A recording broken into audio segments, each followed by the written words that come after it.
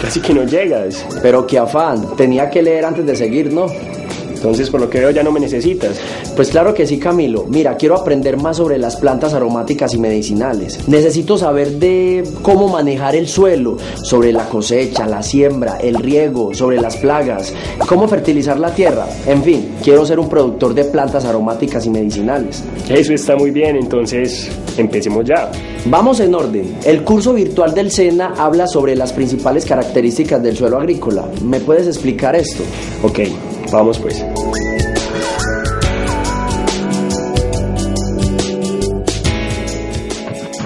Lo que llamamos suelo es algo más que lo que vemos a simple vista. No todos los suelos son aptos para el cultivo.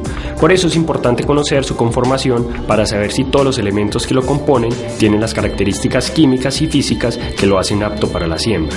Lo primero que debes saber es que todos los suelos están compuestos por minerales, materia orgánica, agua y aire. Para saber si el terreno que tienes disponible para la siembra de las plantas aromáticas y medicinales es apto para el cultivo, debes hacer una calicata o un hueco, y así podrás analizar todas las capas u horizontes del suelo que te permiten conocer las principales características del perfil del terreno.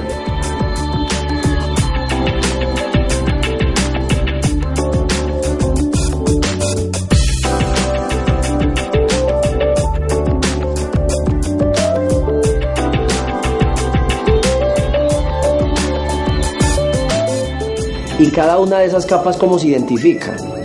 Cuando haces la calicata vamos a encontrar 3 capas claramente identificables por su color, textura y composición. La primera capa, Horizonte A, es una capa que se reconoce fácilmente por su color oscuro. Tiene grandes minerales y materia orgánica. Es una capa muy rica para el cultivo. La segunda capa, Horizonte B, es una capa muy dura. También se reconoce fácilmente por su color arcilla, pero es una capa que no nos sirve mucho para nuestra actividad. La tercera capa, Horizonte C, es una capa que también se reconoce porque tiene fragmentos de piedra. Esta capa no tiene mucha actividad orgánica y no nos sirve casi para nuestro cultivo. Mira, esta es la muestra de mi terreno. Aquí no veo todas las capas, pero sé que está la más importante. La voy a llevar al laboratorio para cerciorarme de que mi terreno sí es apto para el cultivo. Ese análisis que te va a hacer el laboratorio es muy importante porque te van a decir qué tan fértil es el suelo en el que vas a cultivar y cuáles son los elementos químicos que predominan en él. Y si no tengo todos esos elementos químicos que necesito, ¿qué hago? El resultado del laboratorio nos va a definir las enmiendas y prácticas sobre conservación de suelo para que apliques en tu terreno y así sacar mayor beneficio. Conservación de suelo. A ver, en el documento guía hay un capítulo donde puedes aprender más sobre conservación de suelos. Allí vas a encontrar que este tipo de prácticas pueden ser culturales como la rotación de cultivos o cultivos en contorno, esas que están orientadas en hilos de madera transversal a la pendiente del terreno. También puedes leer sobre las de cobertura vegetal, las barreras vivas o el enriquecimiento de suelos con microorganismos. Y también hay prácticas mecánicas. Sí, ya me acuerdo, esas son las del agronivel, ¿cierto? El agronivel es un artefacto muy sencillo que nos permite hacer curvas en nivel y así mantener la horizontalidad de las barreras vivas, los hilos, las camas, el aullado, los drenajes, los zanjones, entre otros. En la plataforma virtual del curso de producción sostenible de plantas aromáticas y medicinales, en los documentos de apoyo encontrarás todos los elementos que requieres para la construcción de un agronivel. Es muy fácil, de hecho la mayoría de estos elementos los tienes en la finca.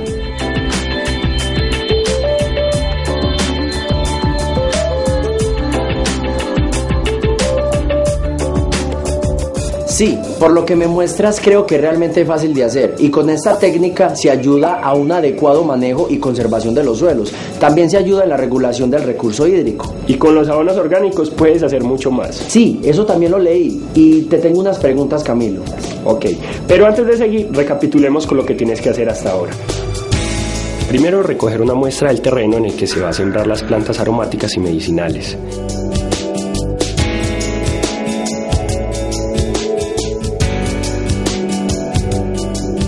Se debe tomar varias submuestras del suelo de unos 200 a 500 gramos cada uno, en el terreno que se quiere analizar, mezclándolas en un recipiente limpio. Para sacar del mismo, 2 muestras en bolsas plásticas limpias, las cuales se marcan con la información necesaria. Una muestra se envía al laboratorio y otra se guarda en un lugar fresco como contramuestra. Para tomar las submuestras en cada punto se debe retirar el material vegetal de la superficie. Luego se hace un hueco de unos 20 centímetros de profundidad y en forma de V con una pala o palín. Después se toma con la anterior herramienta una tajada de suelo de 5 centímetros de grosor de una de las caras del hueco y de 20 centímetros de profundidad. Dicha tajada de suelo se corta con un machete para obtener una columna de unos 5 centímetros de grosor por 20 de largo.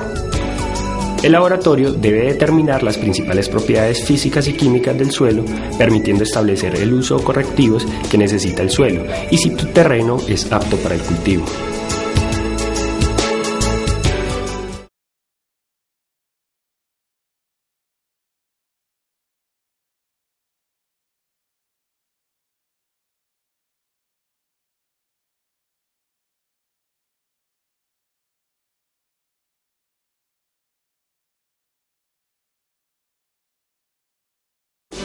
Ahora, para que podamos hablar de abonos orgánicos, vamos a ir a un sitio muy especial. Y no podemos hacerlo aquí, ¿no es más fácil? No, ¿cómo se te ocurre? ¿No ves que esos abonos orgánicos los podemos hacer más fácil con los elementos que encontramos en el sembrado? No hay necesidad de ir a comprarlos a una tienda. Pero ¿cómo vas a salir tú? Yo sí puedo moverme a cualquier lugar, pero... Ya un buen producto. Listo, llegamos. ¿Qué te parece? Uf, parece real. Es que es real. Esta es la finca de una persona que sabe mucho sobre abonos orgánicos. ¿Y tú sabes hacerlos? Más o menos, pero te voy a presentar a don Carlos Robledo, que es la persona indicada para que nos cuente más sobre los abonos orgánicos. Claro. Don Carlos, ¿cómo está? Hola Camilo, Bien, bien. ¿cómo has estado? Bien, hombre. ¿Hacía cuánto tiempo no venías por acá? Es que apenas estamos empezando de nuevo el curso virtual de producción sostenible de plantas aromáticas y medicinales.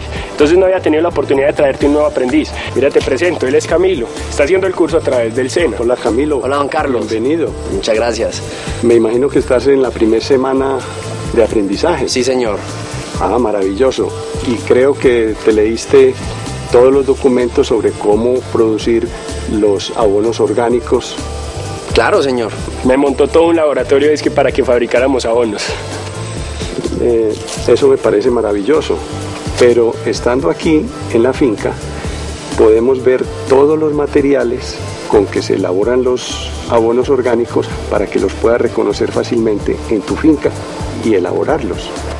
Bueno, don Carlos, entonces aprovechando que estamos acá, cuéntanos cuál es la importancia de trabajar con abonos orgánicos. La importancia de trabajar con abonos orgánicos es muy amplia.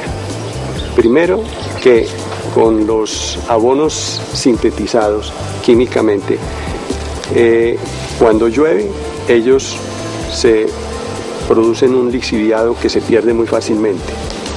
Segundo, van dejando una cantidad de sales adheridas a la tierra que comienza a perjudicar el desarrollo de las matas, de las aromáticas de lo que se tiene sembrado.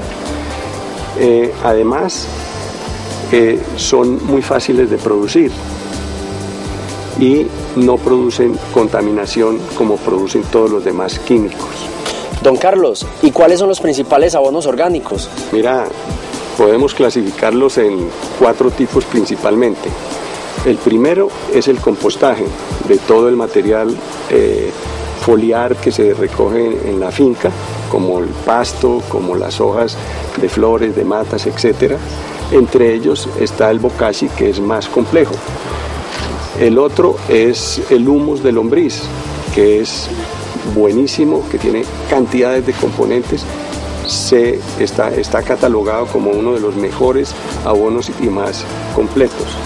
Están los abonos verdes y están los abonos microbianos que se pueden generar para este propósito. ¿Qué beneficios trae el uso de abonos orgánicos para el suelo?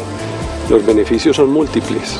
Primero, porque las plantas requieren poder extraer fácilmente de lo que hay en el suelo los alimentos, los elementos, tanto los macro como los microelementos que requiere la planta. Entonces, al usar compost, por ejemplo, todo lo que las plantas extrajeron del suelo, en el compost está como alimento para utilizarlo. Lo mismo los microbianos, los abonos microbianos ayudan porque se necesita en el suelo una cantidad de microorganismos que conviertan la celulosa, la lignina de las plantas en alimento que lo puedan extraer ellas de ahí mismo. Pero no hemos hablado de los componentes. Cuéntenos cuáles son. Bueno, los componentes son muchísimos y a veces depende de dónde se encuentre localizada la finca, porque hay que utilizar lo que esté más a la mano. Muchos de ellos son la gallinaza, la champiñonaza, el estiércol de animales, que puede ser boñiga, puede ser cagajón, puede ser de cerdo. Hay muchas tierras, como la bentonita, como la cal, muchos elementos que se pueden integrar ahí. Por ejemplo, es interesante tener pedacitos de carbón que son un hospedero para los microorganismos y que le da además aire a la tierra. Sémola de arroz es un alimento para los mismos microorganismos y que ellos se multiplican. También se usa, por ejemplo, cascarilla de arroz, preferiblemente desinfectada, porque en los cultivos de arroz usan muchos químicos y ella ayuda a airear la tierra. La melaza de caña, como es un azúcar, de ella se alimentan muchos de los microorganismos, es buenísima. La ceniza que se saca de los fogones o de la chimenea, esa ceniza tiene mucho potasio y muchos otros elementos que son buenísimos para completar todo esto de los alimentos para los abonos. Don Carlos, entonces esta es tu compostera. Yo me acuerdo que leí algo de esto. Claro, es el lugar donde se fabrican los abonos orgánicos. Muy bien, yo quiero que analices detenidamente todo este espacio para que veas las características que tiene. Ocupa un lugar que no está siendo utilizado en siembra porque no es un terreno productivo. Correcto, esto era una zanja divisoria de las dos fincas y además tiene sombrío por árboles y le pusimos un techo rústico para evitar el exceso de humedad en invierno. ¿Y por qué? Porque en invierno aquí llueve mucho y se humedece demasiado el compost y evitamos así que el viento pueda llevar algunos olores